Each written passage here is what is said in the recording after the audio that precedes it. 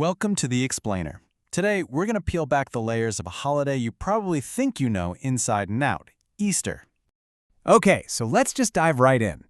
It's a really strange mix of symbols when you stop and think about it, isn't it?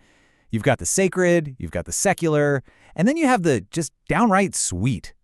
So how in the world did the story of a resurrection get all tangled up with a magical bunny that lays chocolate eggs?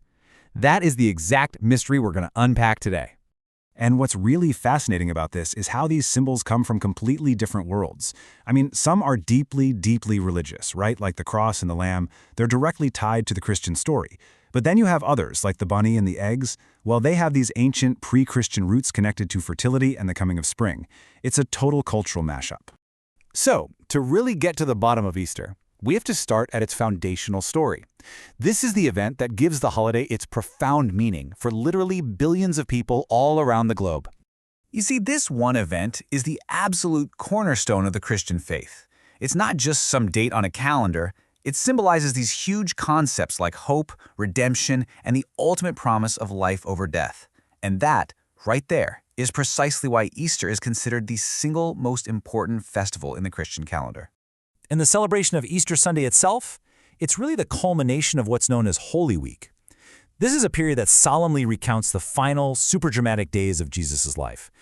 Each day marks a pivotal moment. It builds from that triumphant entry into Jerusalem, moves to the somber crucifixion on Good Friday, and then finally it climaxes with the joyous celebration of the resurrection on Easter Sunday. But, the story isn't quite that simple. And this is where things get really fascinating, especially from a historical and a linguistic perspective, because the very word you use for the holiday, it actually reveals a deep, deep split in its origins. So check this out. It's a brilliant illustration of a major split. While folks who speak English and German say Easter, a name that likely comes from an old pagan goddess of the dawn called Eostre, most of the rest of the world uses some variation of the word Pascha. And Pascha? That comes directly from Pesach, which is the Hebrew name for Passover. It directly links the holiday to the Jewish festival that was happening right when the crucifixion and resurrection took place.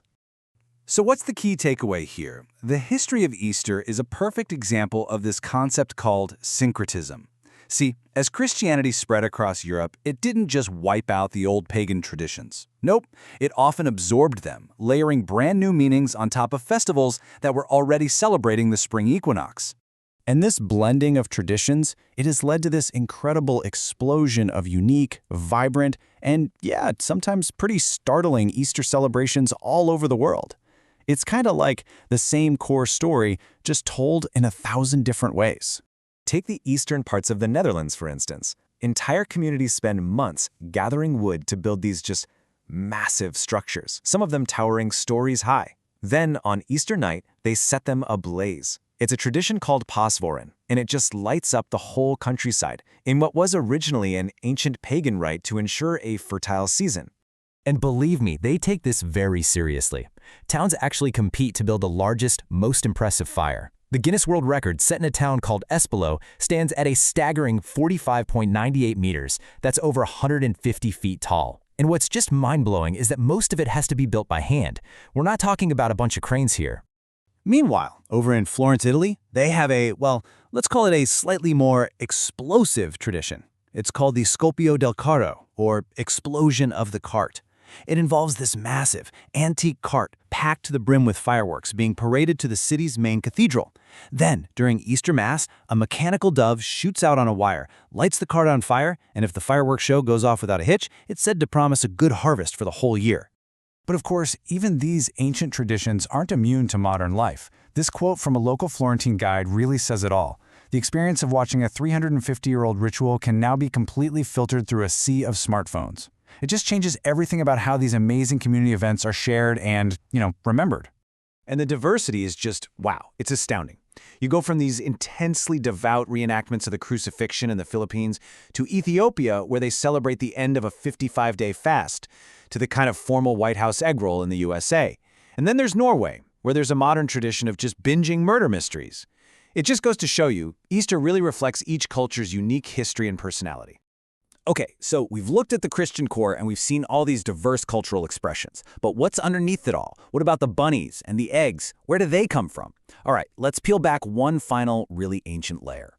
This timeline really shows you how Easter wasn't just created in a vacuum, right? It was built on top of centuries of human traditions that were all about celebrating the end of winter and the return of life. So when Christian missionaries showed up in Europe, they found people already celebrating this time of year. And instead of trying to stamp out those traditions, they often just incorporated them. And that whole Easter fire thing we talked about, it's a perfect illustration of that strategy. So here's the really crucial point. These symbols we know so well are basically echoes of a much, much older story. Eggs and bunnies. They're powerful ancient symbols of new life and fertility. They were a huge part of spring festivals long before anyone ever thought to hide them in an Easter basket. They represented the earth reawakening after a long, cold winter. So that brings us to today. What is Easter now? Well, it's definitely not just one thing. It's all of these historical layers, the sacred, the pagan, the cultural, and yeah, the commercial, all fused together over something like 2,000 years. What you have is this really complex holiday that, on one hand, holds incredibly deep religious meaning for billions. At the same time, it's a huge celebration of family and culture. It's a little nod to those ancient earth-based rituals, and of course, it has become a massive commercial event, driving sales of everything from candy to new spring outfits. Think about it. From a solemn religious service in Jerusalem to that explosive fireworks show in Florence, from a massive bonfire in the Netherlands, all the way down to a simple chocolate egg in a kid's basket, every single part of this holiday tells a little piece of this long, complicated, and absolutely fascinating story. And really, that's the question Easter leaves us with, isn't it? As traditions absorb all these new influences and evolve over centuries, do they lose their original meaning, or do they simply gain new ones? Are all these layers a corruption of the original, or are they actually proof of a tradition that's alive and well, constantly adapting and finding new relevance in our changing world? Something to think about. Thanks for watching this explainer.